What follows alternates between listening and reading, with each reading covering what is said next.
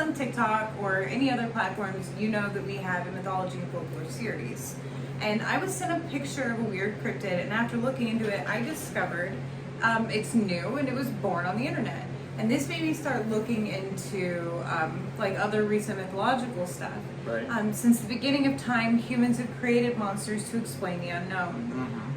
But myths didn't end with ancient civilizations; they just moved online, right? Yeah, that happened. Yeah. Today we're diving into the strange, spooky, and just cursed that were born on the internet. Okay, so we're gonna go with the number one myth or folklore from the internet. I think you all know it. You can guess it. It's Slender Man. It's like the first true internet-born cryptid. Created in a 2009 Photoshop contest on the Something Awful forum. He was designed to look like he had always existed, tall, faceless, and always lurking in the background. Stories of his kidnapping victims, especially children, quickly spiraled into real-world fear, even inspiring a tragic event in real life. That one was creepy. That one was Yeah. creepy. I found that one creepy. Yeah, I always did too. I thought it was real at first. I was like, oh my goodness. I mean, the pictures were good. Yeah. Another eerie internet creature is the rake, which I always thought was creepy to look at. It's very similar to Epidermis pedestrians. Right. It's a pale, emaciated humanoid said to appear at the foot of the bed, whispering dreadful things before vanishing. Originating from creepypasta forums, a lot of stuff came out of creepypasta. The Yeah. rake feels like a modern banshee or a corrupted forest spirit, and something you'd pray not to see. Scary. Yeah. And then there's Siren Head, created by artist Trevor Henderson, standing over 40 feet tall with sirens for a head. It broadcasts this distorted emergency message to lure its victims in. Siren Head feels ancient, almost like a cursed siren of old, but with a modern twist and mechanical tenor. That one never like. What's the makes sounds me- it makes that are kind of... Yeah, but like they're showing it, and I'm like. It's scary. But the actual thing itself, I feel like, And I always think of the emergency broadcast channel. It's like, this is an emergency broadcast. I'm like, you're not scary. That's like something bad's gonna happen. And how does it get you? What does it do to you? I don't know. Sometimes internet myths don't start with a story. They start with a picture. So, Momo, a creepy sculpture by a Japanese artist whose name I struggle to pronounce, so I'm going to try my best. Kiyosaki Ayasawa, I believe. Yes. Was never meant to be scary. So I feel bad because everybody's like, it's creepy. He's like, gee, thanks. But when an online hoax tied to the fake Momo challenge, the image took on a life of its own, cementing Momo as a modern banshee-like figure. And it is kind of creepy. Yeah, absolutely. And of course, there's the internet.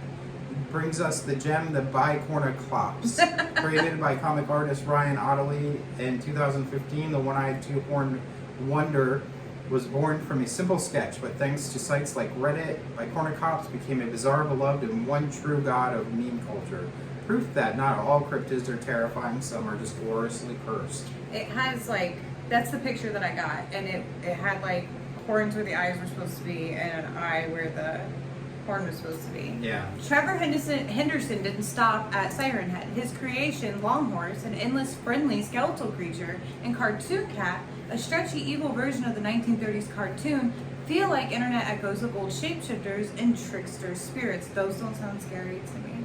No. An endless horse. Well, Ah. While most internet myths stay safely in the world of fiction, sometimes they spill into real life with tragic results. In 2014, two young girls from Wisconsin attacked a classmate, claiming they did it to appease Slender Man. They believed he would harm their families if they didn't obey him. The case shocked the world not just because of the violence, but because it proved that a creature born from a simple Photoshop contest could become more powerful enough to blur the lines between imagination and reality. That girl did survive, though. The girl they attacked did survive. Good. Another example is the phenomenon of the backrooms, which you're a fan of. Yeah. It started with a simple post on 4chan, a cursed-looking photo of an empty, yellowed office space, but it quickly evolved into a shared universe of horror stories, games, videos, and even short films. They're real. I've been there. People began describing personal sightings of the backrooms in dreams, deja vu, and even while exploring abandoned buildings. Treating the digital myth almost like an alternate dimension, that could genuinely be stumbled on. Yeah. It's a very They even scary have a stuff. grocery store version of it, which I find Yeah, interesting. that's weird. It's subliminal space, I think they call it. Just Yeah. like this endless space of nothingness. But there's like monsters and stuff there. True. From the ancient civilization carving gods and monsters into stone to modern creators sketching cryptids into cyberspace, one thing remains the same. We build monsters to explain our fears, to warn each other, to explore the unknown, or sometimes just to laugh at how weird our imaginations can get. Yeah. Maybe in thousands of years, people will study Slender Man and Siren Head the same way we study dragons or chimeras today. Because myths, they're immortal, they just evolve with us.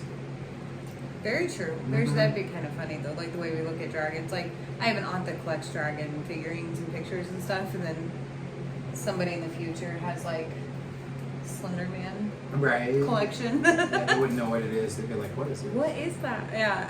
Until next time, like, comment, and subscribe, and thanks for hanging out with us. Have a good day. Bye.